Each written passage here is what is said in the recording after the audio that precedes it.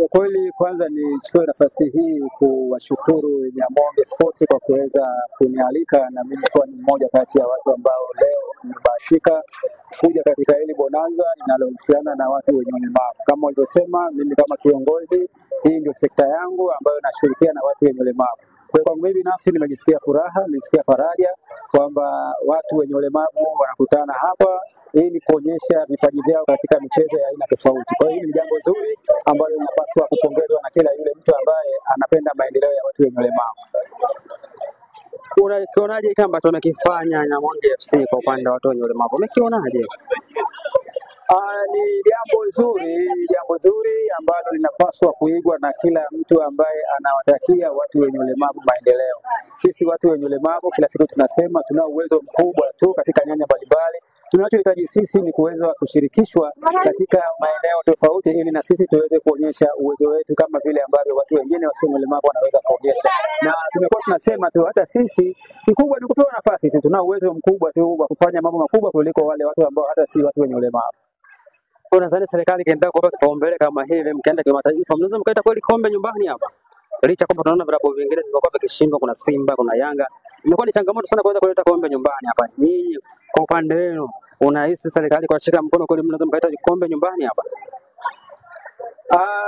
Unachokizungumza ni kweli. Sisi huwa tunaamini katika serikali yetu ya Jamhuri ya Muungano wa Tanzania chini ya Dr. Samia Suluhu Hassan, rais wetu mpendwa ambaye anatujali sisi watu wenye ulemavu, na amekuwa akitoa ushirikiano mkubwa serikali yake kwa masuala mbalimbali yanayohusu sisi watu wenye ulemavu. Mimi naamini kabisa kwamba ikiwa serikali itaendelea kutushika mkono hapa tulipo, mimi naamini kwamba iko siku moja tutaweza kuleta kikombe. Lakini bahati mbaya sana inafika wakati kama ulivyosema, timu ambazo zinaonekana ambazo zinakuwa kipaumbele zaidi ni Yanga na Simba. Lakini naamini hata sisi watu wenye ulemavu kwa kweli tukishikamana sisi wenyewe, lakini tukishirikishwa na serikali yetu kituunga mkono katika masuala haya ya michezo kwa kuwekeza, manake michezo ni kuwekeza kwa kweli. Michezo bila kuwekeza hatuwezi kufika mbali. Kwa kama serikali kweli iko tayari kuhakikisha kwamba sisi watu wenye ulemavu na sisi tunaletea heshima nchi, basi serikali yetu haina budi kutunga mkono katika nyanja mbalimbali na kuwekeza fedha nyingi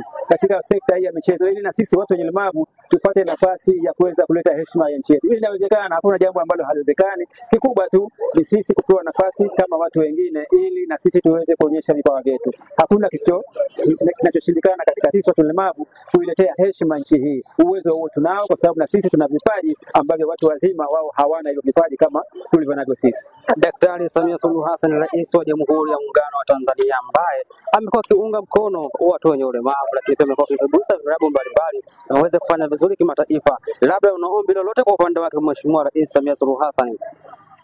Asante ndugu mwandishi. Ombi letu sisi kama chama, ombi letu sisi kama watu wenye ulemavu ni kuiunga kama ambavyo tunaiunga mkono serikali yetu chini ya Dr. Samia Suluhu Hassan, rais wetu mpendwa, ambaye pia mwaka huu tunakwenda kwenye uchaguzi. Ni imani yetu kwamba atapita kwa sababu sisi bado tuna imani naye watu wenye ulemavu. Kwa hiyo sisi tuiombe tu serikali yake ijitahidi kwa namna moja au nyingine kutushika mkono watu wenye ulemavu ili na sisi tuweze kuletea taifa hili heshima, sisi watu wenye ulemavu. Kama vile ambavyo watu wazima wanaungwa mkono katika masuala mbalimbali, basi na sisi watu wenye ulemavu, serikali yetu pendwa ituunge mkono sisi watu wenye ulemavu ili tuweze kuiletea heshima nchi yetu, na vile vile kuleta heshima kwa watu wenye ulemavu na kuwaaminisha Watanzania na watu wote duniani nzima kwamba watu wenye ulemavu na sisi tunao uwezo wa kufika mbali, ili mbali tu tushikwe mkono kisawasawa ili na sisi tuweze kuonyesha uwezo wetu. Kuna wazazi wana watoto wenye ulemavu lakini wanafungia ndani, wanaona aibu kuwatoa nje. Labda neno gani kwa watu kama hawa? Kwa kweli hilo ni jambo ambalo tumekuwa tunalipiga vita siku zote, pamoja na serikali yetu na sisi chama chetu cha watu wenye ulemavu na Watanzania kwa jumla. Ni jambo ambalo tumekuwa tunalikemea kila siku. Haiwezekani mtoto mwenye ulemavu akafichwa. Kwa nini? Unapomficha mtoto mwenye ulemavu unamzidishia ulemavu wake. Kwa hiyo sisi toe wito kwamba tunaiomba jamii popote pale ilipo ihakikishe inawatoa watu wenye ulemavu watoto ili waweze na wao kuonekana katika ulimwengu huu. Mimi naamini hao waliofichwa inawezekana kuna kitu kimoja au kingine, wana vipawa ambavyo Mwenyezi Mungu licha ya ulemavu wao wanao uwezo, ili mradi tu watolewe ili na wao waweze kuonyesha vipaji vyao. Kwa hiyo mimi nitoe wito kama ambavyo kila siku tunatoa wito kwa jamii nzima kuhakikisha inaondokana na dhana potofu ya kuwaficha watoto wenye ulemavu. Wawatoe watoto wenye ulemavu ili kesho na kesho kutwa na wao waweze kuja kuwa viongozi, waweze kuja kuwa ni watu ambao wanaonyesha uwezo wao, na hili linawezekana. Kwa nini umfiche mtoto mwenye ulemavu? Amekosa nini huyo? Yani yeye hakuomba kuzaliwa mtu mwenye ulemavu, ni mkudra za Mwenyezi Mungu. Kwa hiyo unapomficha mtoto, maana yake ni kwamba wewe unashindana na takwa la Mwenyezi Mungu. Binadamu wote sisi tunasema ni sawa, ili kuweza kuondokana na hiyo dhana, kuwachukulia hatua wale wote ambao wanawaficha watoto wenye ulemavu. Hakuna haja ya kuwaficha watoto, wanatakiwa watolewe ili na wao waweze kufurahia maisha kama watoto wengine. Tunaelekea uchaguzi mkuu, labda ninyi watu wenye ulemavu mnajipangaje? Kura yenu mtaidondoshea kwa upande upi?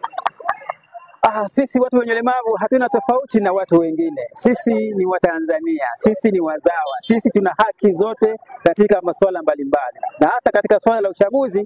Sisi hili pia linatugusa, kwa sababu kiongozi au viongozi tunaokwenda kuwachagua, mwisho wa siku tunahitaji tupate maendeleo sisi watu wenye ulemavu. Kwa mimi nitoe wito tu kwa wenzangu wenye ulemavu, nadhani tumeshajiandikisha na tumeshafikiwa. Kwa hiyo kazi yetu sisi ni kujitokeza siku ya kupiga kura na tuchague chama kile ambacho sisi tunakiona kwamba kiko mstari wa mbele na sisi. Tuache propaganda, tuache kujiingiza kwenye makundi ambayo yanahatarisha amani na usalama nchi yetu. Sisi tuwe wasikivu, tuwe wavumilivu, akili kichwani mwetu, tuchague chama ambacho tayari tunaona kwamba chenyewe kina mwelekeo wa kutusaidia sisi na kutuletea maendeleo watu wenye ulemavu. Kwa hiyo hili si jambo la kufundishwa watu wenye ulemavu kwamba tunatakiwa tupigie chama gani. Sisi tunafahamu nani ambaye tunadhani anaweza, chama hicho au kiongozi huyo anaweza kutuletea maendeleo. Kwa hiyo ni haki yetu sisi watu wenye ulemavu kujitokeza, na tunaomba Watanzania watuunge mkono, na si katika kwenda kuchagua tu, lakini hata sisi watu wenye ulemavu. Yani natoa wito kwa mtu mwenye ulemavu yoyote popote pale alipo, ambaye anaona kwamba ana sifa, ana uwezo, ana vigezo vyote vya kugombea, basi asisite kuchukua fomu na yeye vile vile aweze kugombea aidha udiwani au ubunge. Mimi naamini watu wenye ulemavu tuko wengi ambao tunaweza kushika hizo nafasi za ubunge, tunaweza pia kushika nafasi za udiwani. Kwa hiyo nitoe wito wangu mimi kwa watu wenye ulemavu, tujitokeze bila woga, bila hofu, tushiriki, tuchukue fomu, tuingie katika uchaguzi kwa mazingira yoyote yale. Pamoja tunajua kwamba viko vikwazo ambavyo vinatukabili sisi watu, kwa sababu uchaguzi si swala jepesi, ni swala zito, ni swala ambalo linahitaji vitu vingi sana, na pengine sisi watu wenye ulemavu vinatuogopesha sisi, lakini mimi naamini tuchukue nafasi hii, kwa sababu tukishindwa kuchukua nafasi muda huu mpaka tena baada ya miaka 5 ipite, ni muda mrefu sana. Miaka 5 si haba. Kwa hiyo mimi naomba tujitokeze, aidha kupiga kura kuwachagua viongozi ambao watatuletea maendeleo nchi yetu, lakini na sisi wenyewe pia tujitokeze katika nafasi hizo za ubunge na udiwani, tugombee ili na sisi tuweze kupata nafasi za kuwakilisha wenzetu. Vipi kwa upande wako wewe, umechukua fomu yoyote? Mimi bado sijachukua, lakini bahati nzuri napata msukumo kutoka kwa wenzangu wenye ulemavu. Wananiambia sasa, mwenyekiti, tunakuomba na wewe uchukue fomu ya kugombea ubunge. Kwa hiyo hili bado mimi nalitafakari kama kweli niingie kwenye kinyang'anyiro au nisinge, lakini kwa sababu sisi kama viongozi tunahamasisha wanachama wetu, tunahamasisha viongozi wengine. Kwa hiyo nadhani pia hakuna sababu ya mimi kukataa ombi la wenzangu wenye ulemavu. Kwa hiyo wakati ukifika utasema, na huenda na mimi nikachukua fomu ya kugombea ubunge. Neno la mwisho kwa serikali na jamii kwa pamoja ambayo inakutazama sasa hivi. Kwa kweli serikali yetu ya Jamhuri ya Muungano wa Tanzania, nitoe wito kwa Mheshimiwa Rais wa Jamhuri ya Muungano wa Tanzania Dr. Samia Suluhu Hassan.